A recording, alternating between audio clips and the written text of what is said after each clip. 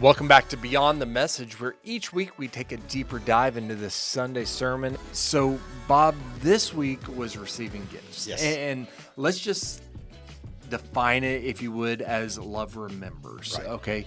So, where do you fall on this whole receiving gifts thing? Where is that in your love languages? To put it in my wife's vernacular, I'm a party pooper. Okay. I don't really care to receive gifts. A card is great for me, like my birthday, Father's Day, Christmas. I don't worry about it.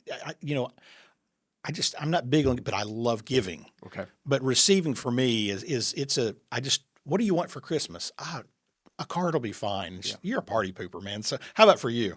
I think I'm very much the same way. I enjoy giving a gift. For me, let's go to the dialects, because you can have simple or extravagant. I'm good with simple. Simple doesn't bother me at all.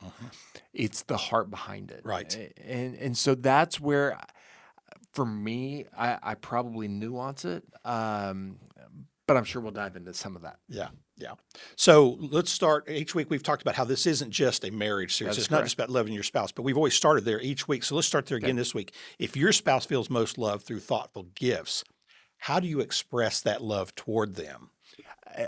Here's the best way that I've learned, okay? Again, 24 years of marriage, I try to remember some things. One of the greatest gifts to men, me, if nothing else, has been the cell phone, okay? And the reason why I say that is because our cell phones come with a camera. And one of the things that I've learned with Jamie is we can be walking through a store and she'll go and she'll say something like, "I really like this." That's great. Now, my job is to make sure I've got my ears turned on and I'm paying attention, because those become great opportunities to snap a picture. Then later on, I can go back and get it. Right. And then just bring it. It's not birthday. It's not anniversary. It's not Christmas. It's just because. Right. And it doesn't have to be something that's expensive. It doesn't have to be extravagant, but it's just this, hey, I not just noticed, but I remembered, and therefore I went and got. And that has been something that's very helpful for us. One of the things that is frustrating, I think, for Jamie is I don't always need a lot, so she'll be like, "What do you want?" Get whatever. Right. I really don't care. But I know that that's important for her. And so being able to give, okay, I do want this, being able to voice when our spouse, not maybe it is the way they receive, but when it's their giving, hey, part of our responsibility as a spouse is to be able to honor and love them well by being able to say, okay, if this is important, here is something that I want, and being able to vocalize that. So what's it like in marriage for you? So I think what you were saying there, what kept popping in my head is it's, as you're giving gifts, it's, I know you. I know you'll like this. I know you'll appreciate this. I know this will warm your heart. I know this is something, I know my wife loves Hershey candy bars with almonds. There you go. I mean, they used to not be that expensive. Yes. Candy bars, like everything else, are crazy, but it's something I can get for her. Yes. I had talked a few weeks ago about filling her car up with gas, and it's, even though that's an act of service, she still sees that as a gift.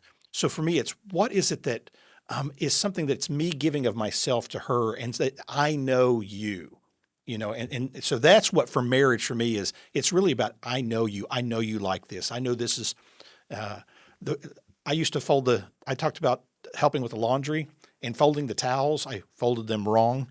And so she taught me how to fold them correctly. There you go. But, for her to see that I would make the change so that they're put up the way she likes it, that was a gift for her. And that was easy for me because it was just getting a new habit. Sure. So let's change the nature of the question, because we've said all along it's not just about marriage. This is the command of God that we would love one another and that we would love well. So when you think about someone who's not your spouse, a friend, a family member, a coworker, someone, a fellow member of church, how can we express this love language, and what have you found that works? Yeah. So, one, you have to intentionally listen. You have to purposely say, I'm going to listen. And then back in quadrant 51 of your brain, you have to file these things away. And I remember a church member when the Texas Longhorns won the national championship in college football. They were so excited. They're a huge Texas fan. They were so excited. And I remember talking to him. I purposely called him and said, hey, congratulations on this. I know you're thrilled about them winning. A few months later, I saw at a hat store in Oklahoma, it's not surprising, a University of Texas national championship, the year that they won it, marked down to $5. There you go. It's not surprising in Oklahoma, No. it'd be $5. But I bought the hat. Yeah. And then I take them the hat. Same way with people. If you see a T-shirt, the Braves just won the World Series and you're a Braves fan, I see this. It's knowing them enough. Because again, it goes back to what we talked about, physical touch. When you're talking about church members and friends and just people you work with, it can be weird to just buy them a gift. But if it's something that they appreciate, something you know about them, I was at the dentist and a woman was asking question after question after question about heaven. And I thought, oh, you know what? Randy Alcorn's book, Heaven, would be a good gift for her. Mm-hmm. And so it's recognizing things to help people that you see in them. And so it's you have to listen, And so if love remembers, Yes. it's remembering, oh, so if I'm out at the store and I see something marked down, oh, look, I mean, not that I'm trying to be cheap, but there are a lot of church members. Yeah. And I can't afford to buy $50 gifts for everyone. But if I see something, the other thing is I can be on my way to a meeting, and this has been a big one in church life for me. I'm driving across town to meet with someone, but I'm going by your workplace. I'll call you and say, hey, John, I want to stop by for 5 minutes, but I'm going to stop by Sonic and get me a drink. Can I get something for you? And then giving you the drink, spending 5 minutes with you. Hey, I know you're at work. And then I go into my meeting. Yeah.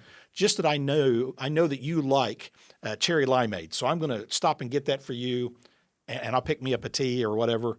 So it's remembering people and letting them know, hey, I was thinking about you. Because I think the gift is important, but I think what really touches their heart is you remembered me. You thought about me. You know, because we all want to be known.